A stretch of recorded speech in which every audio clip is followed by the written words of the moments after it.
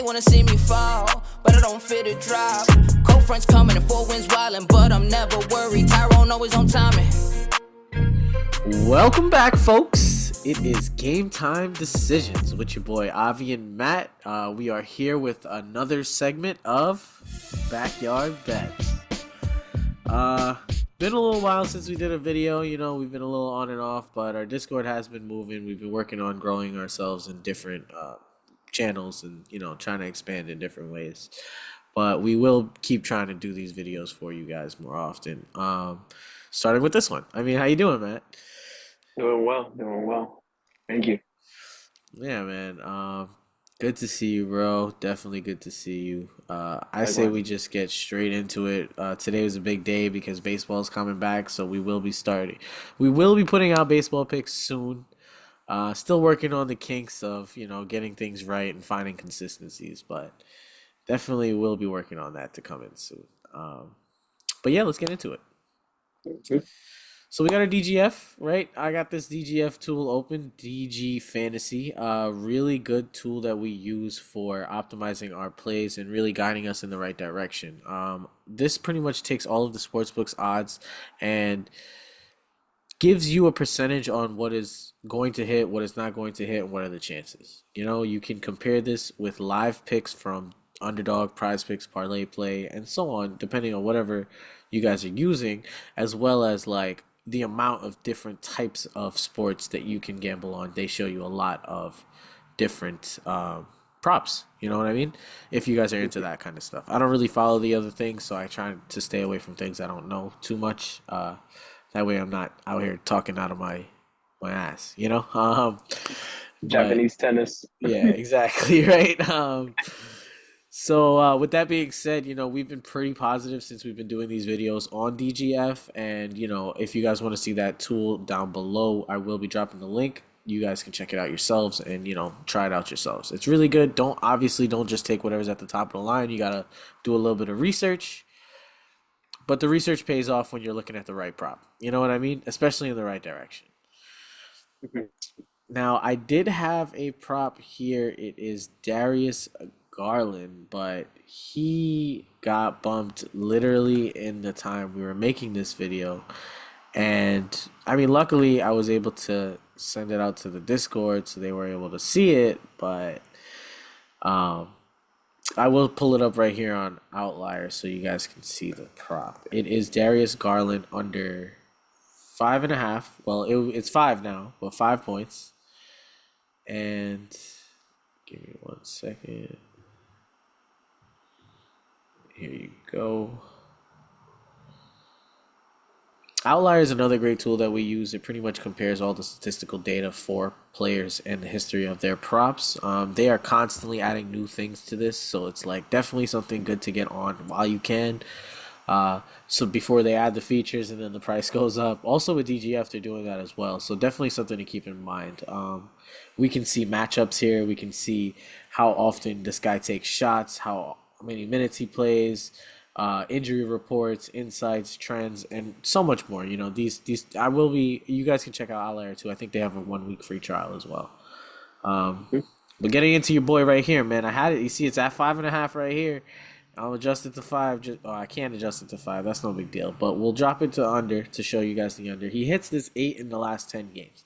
So far, Darius Garland has not been someone to be very offensive in the first quarter of the game. I mean, I hate to say that, and then he has 21 in a quarter, but it seems that he's been more consistently trying to facilitate, or they've been consistently locking him down in the first quarter of the game. And when I say that, I mean they've just been taking away his chances in order for him to get over this number 5.5, 5. And he's been facilitating. If you pivot to his first quarter assist, you'll see he hit it 9 out of 10 times in the first quarter, which means that you can project that in the first quarter what he's doing is pretty much facilitating the ball as well, especially to Jared Allen, guys like Jared Allen, Karis LeVert, people who are looking to catch the ball and then make a play. With that being said, also Niang is there. He's trying to earn a starting spot, so anytime he gets a chance to start, he'll always put up some shots. But That's pretty much what we're going to be looking at right now as far as that goes. I feel confident in this play, especially against Miami's good defense. I think they are going to try to have a plan for Darius Garland, and that's hopefully going to disrupt. Hopefully, he doesn't have another 20-point quarter. You know what I mean? Mhm. Um, yeah. Any thoughts on that, bro? I really just like what you mentioned to me before we got on this video about his minutes.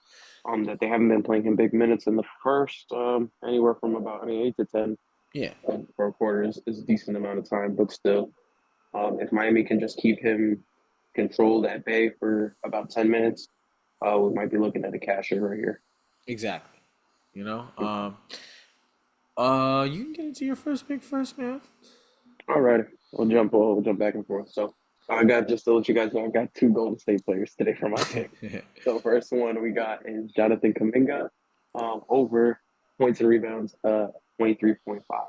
Now, we're looking at all of his lines specifically for Kuminga, and they all do look good. But we came to the conclusion of let's do a combination prop for him because he is a player that can fill up the stat sheet, and he's becoming just more of a reliable starter on this Golden State team. So going against Memphis, I didn't look to see who his matchup is because they always move guys in Yeah, it every might be like position. So Aldama. so yeah, we think that he's going to have a great matchup here in points and rebounds category. The Memphis Grizzlies aren't too big of a team. Neither is Golden State, so they're always going to need that rebounding help. Draymond's always going to need that rebounding help, as well as Curry and possibly Clay is always going to need some scoring help. So just just through that simple conversation, it made sense to go with over on points and rebounds prop. Right. I mean, the matchup for the power forward doesn't really show all that great as far as allowing a lot of rebounds and points. However, Kaminga's been hitting this 8 in the last 10 games because it looks like Draymond and him have a kind of connection where they've been kind of feeding Kaminga a little bit more so they can get him going. Once they get Kaminga going, the older players on the Warriors can kind of not really rest, but more so not take the driver's seat, which is what they want to do now because that's why they have these younger players on the team so they can keep the Exactly. vets there longer. You know what I mean? If you burn out the vets, then that's it, right? So all you need now is Steph for 5 threes. You really, you know what I mean? Like, Mhm. but Right. that being said, also if you look at his head to head, he has hit this the last 3 times they played, two of which were this season, where he gets 29 points, crushes the points and rebounds on its own, 29 and 6, and then 20 and 11. I believe this January game they might not have had Draymond, but I know in February they had Draymond, and Mhm. in the last 10 games they had Draymond. So if he's crushing this number now as well as crushing this number when he plays Memphis, whether the matchup is good or not, I think he's going to go and try and look to kill this number again. You know, um, definitely like that. I will head into my boy right here. So just like how Matthew got two Warriors players, I got two first quarter props for you. So we got we got we got our boy Yusuf Nurkic for first quarter over 3.5 rebounds. Now I'm praying I hit this one. I'm not gonna lie. As much as I'm confident in it, it's like this guy's numbers look like he's due for a game where he misses this shit. You know what I mean? And I'm not gonna lie about that. It's definitely possible. However, consistency is key. He has been crushing this number 9 times out of 10 in the last 10 games. He's going up against Mo bum ass Bamba, and I don't think that the Sixers team right now, as far as matchup is showing on Outlier, is as accurate as the injury report that is on the Sixers team right now. With Tobias Harris game time decision, and then Embiid out, like Nurkic is has been a rebounding machine. So if you're not a rebounding machine, then you really are gonna have trouble on the glass, and I feel like he's gonna be able to bully Mo Bamba a little bit, especially in the first Yeah. quarter, just to like kind of make a statement, you know. Exactly. Yeah. No, it's just what he's been doing. Yeah. Exactly. To be honest with you, I don't think this is the spot for him to regress. Phoenix got a little bit of rest from their last couple games, maybe like what, a day or two. Yeah.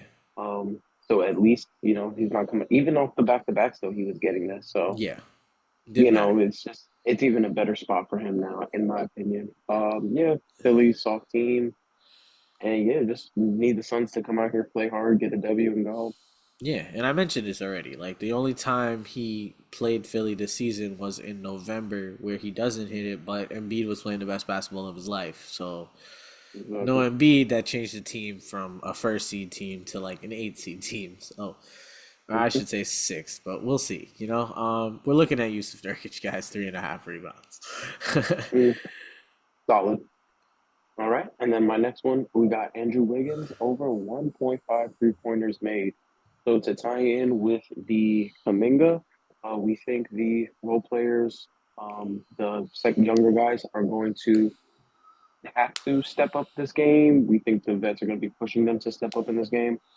Second half of the season, we will the cur- the sorry the coach plus the players want to chill. You know what I'm saying? And this is against Memphis. Why?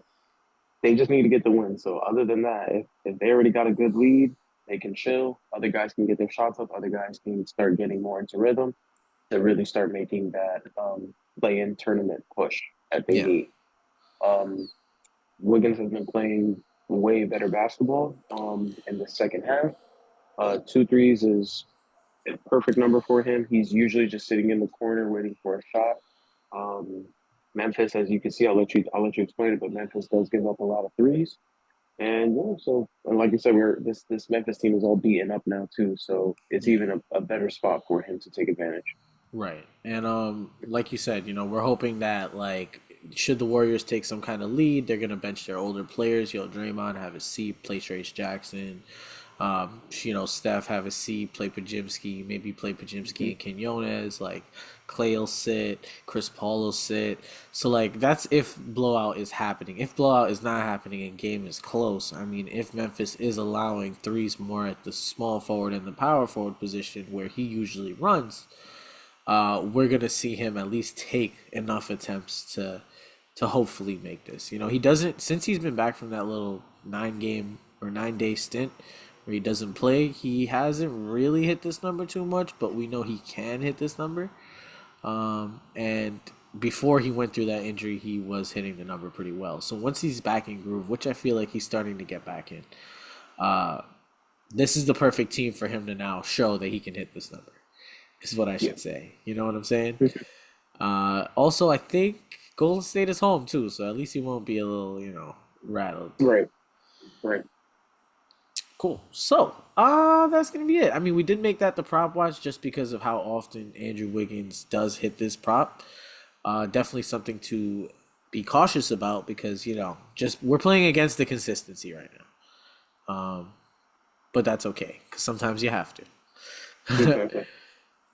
Cool. So just to go over our picks for today, we got Darius Garland under 5.5 or 5 first quarter points. I think 5 is still gonna push if he hits a 3 or an and 1. Yusuf Nurkic, over 3.5 first quarter rebounds. Jonathan Kuminga over 23.5 points in rebounds. Andrew Wiggins over 1.5 3 points made. Definitely check out our Discord, check out our Instagram. We're going to be dropping other picks other than this one as far as spreads go. We have a spread guy. He's been killing it.